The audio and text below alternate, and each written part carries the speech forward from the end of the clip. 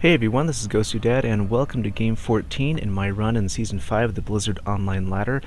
And today's game is a very interesting game, which we will see shortly why that is. But from my point of view, I was trying to play a couple of games before my daughter woke up from her nap, and so these games are fairly rushed. But in my case, trying to get back to that build your own Banshee build, and after my little experiment with building a double barracks at the front and that really changing the outcome of that economy ramp up, I decided to go for try to get back to the basics of that build, going for that faster factory. Now I did do some experimenting, playing some 1v1s against the computer, practicing that timing, and it occurred to me that it's really important to again focus on that economy and that production. So you can see I'm pretty tight on the timings as we start here. I think I decide maybe to cut I think I did cut an SCV to get this barracks up very quickly. So my thought here is that, and we're seeing some movement from my opponent. Now I'm going to switch to my view because this is where the game gets very interesting. So from my view, I'm looking around. Oh, got to put up that nameplate there, and keeping on my view down here, this is what I'm seeing as the game is starting. So you can see I've gone ahead and put down that refinery over here, and I'm looking around just kind of keeping a general eye on what's going on in the base, trying to keep up on that SCV count, keep those SCVs building busily. And whoa, that is correct. This is what we are seeing. This is a drone rush. Now, what that means is that my opponent has essentially come at me with all of their drones at a particular time in the game. Now, you may be thinking, okay, so this guy's just trying to lose. Now, it's quite possible that this guy is trying to lose. I did notice that he was playing random, though. And not only that, I think this is, the first time that I've played the map Xel'Naga Caverns, which is a two-player map, so there's no scouting of extra bases, there's not as many bases to expand to, etc., in the 1v1 ladder. So I have a feeling a lot of people are vetoing the two-player maps because they like longer games, but so that should perhaps give you a little bit of suspicion, right? I'm playing a two-player map, the other person's playing random. Why is random important? Random's important because in this drone rush case, and there are some people who just drone rush all the time, trying to, I guess, get a lot of wins in the ladder or whatever. I don't know what they're trying to do.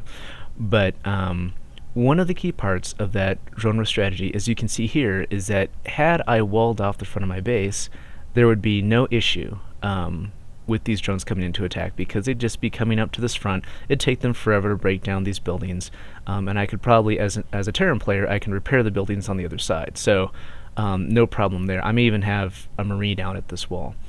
But if you are attempting to drone rush, drone meaning Zerg specifically rush, a lot of people, when they see that they're playing on a two-player map against a Zerg player, will wall off very quickly to prevent an early Zergling run into the base. And so if you're playing random, there's a chance that the other player won't wall off the front of their base. For example, like myself, I chose not to wall off the front of the base because I wanted to get started on this refinery. Now, as soon okay, and let's just take a quick look over here at the Zerg base. You can see there's nothing. So he basically built, he sent, it looks like he built, let's see, he has 10 here. So it looks like he actually built a couple rounds of drones, which I've seen this twice before. I think one time it was with probes, but the second time it was with drones. And one of the advantages of the Zerg player, of course, that you know, is that they can build lots of workers very easily off of these larvae.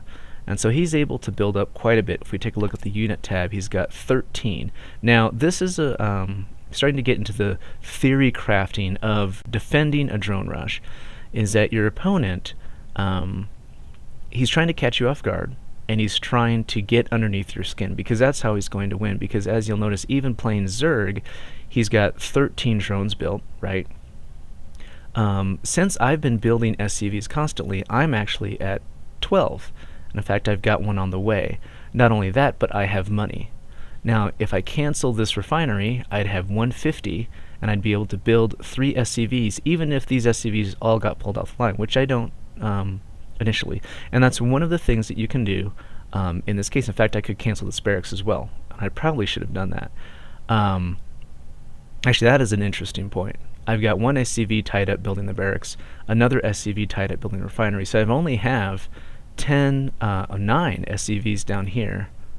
Let's just try to highlight just those. I only have 10 SCVs down here to defend against this attack. So that's 10 to 10, so we're actually tied.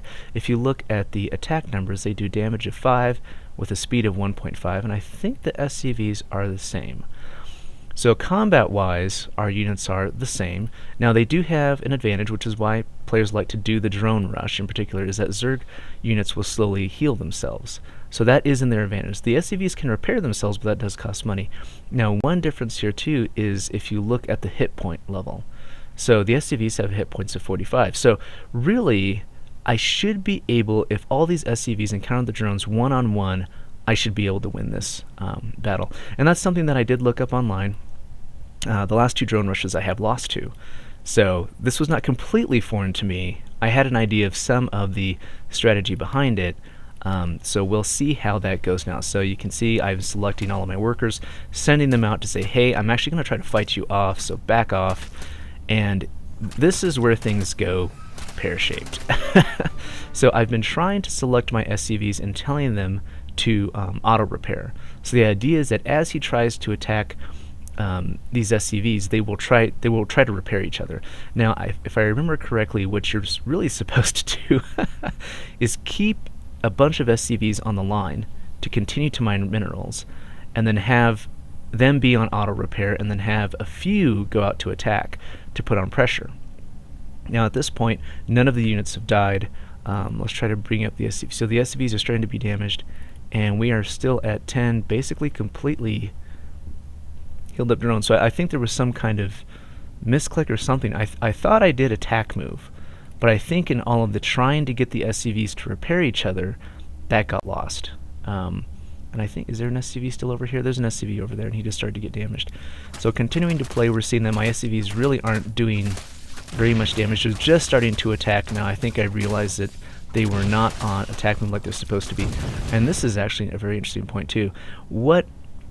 The place you don't want to be in when you're getting drone rushed like this is you don't want them to get a surround on you. You know, remember, I said on a 1 versus 1 fight, 1 SCV, 1 drone, the SCV will win purely because he has more hit points. Now, I think with their healing ability, I think it comes evening out. So you basically don't want your opponent to surround your units. Like you can see here in this, it's kind of hard to see with that exploding guy. I've got a couple of SCVs all working on the same drone, and they're about to kill him, which is good. But over here, he had, I think, 3 drones here attacking 1 SCV, and he died. And I think there's another guy. I think there's another guy here, and he's about to die as well. So at this point, things are not going well.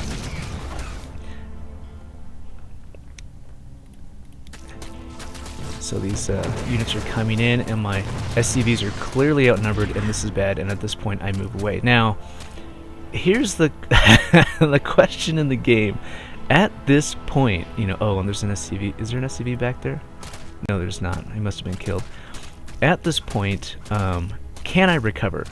Because you see here, he's got a whole bunch of drones, but they're all working on this barracks, and it's going to take them quite a while to beat that down.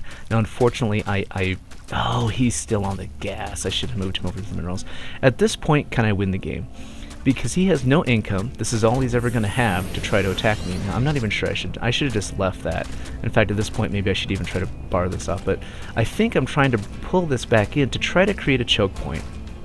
So the idea behind that is that, again, I can have an SCV. If I can create some kind of choke point,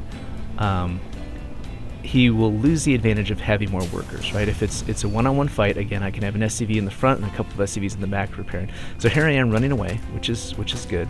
And if we look at the, oh, he's still on gas. That's a shame. So he's back to 10 now.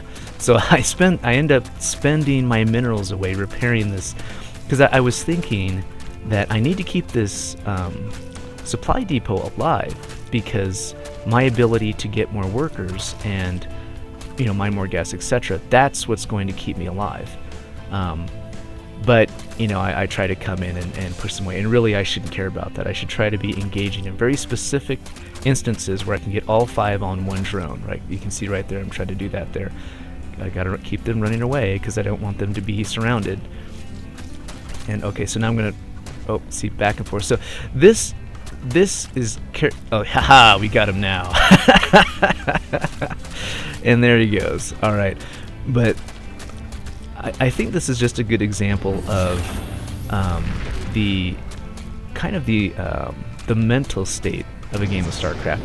You know, here was a battle that I really should have won. And the next game that I played, you know, and I explained to the guy that I was drone rushed last time. He's like, "Oh, did you win?"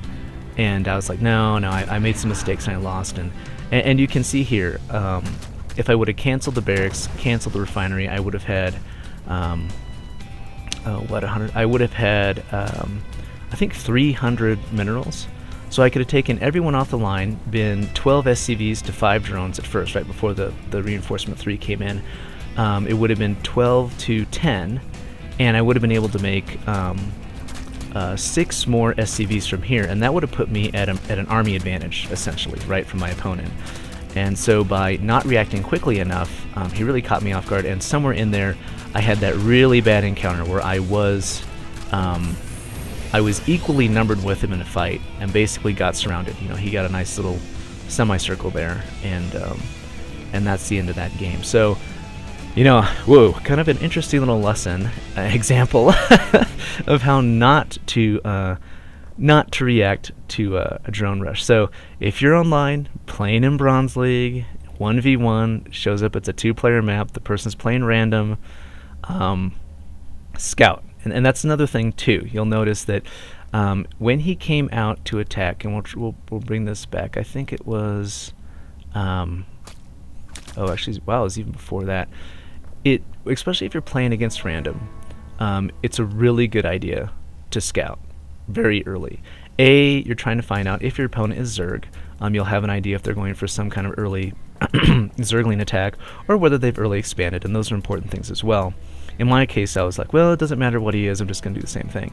Now, the problem with that, of course, is that had I brought out a worker, I would have seen this line of workers coming, and like I mentioned earlier, a very easy way to hold this off is to just put down a wall here. Even if I had just started a supply depot, that would completely change the outcome of this game, and turn this worker rush into, you know, not a big deal, I win, end of the game.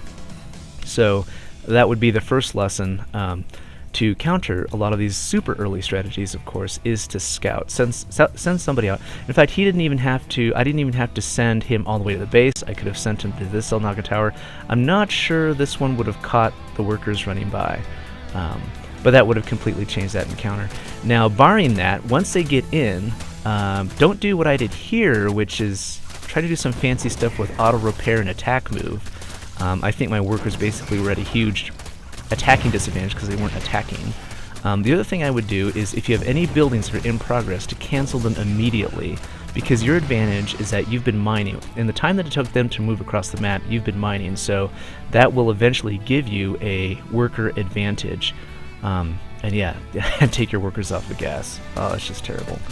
So, yeah, that's it. Well, good luck with your drone rushes. And GosuDad signing out. We'll see you guys later.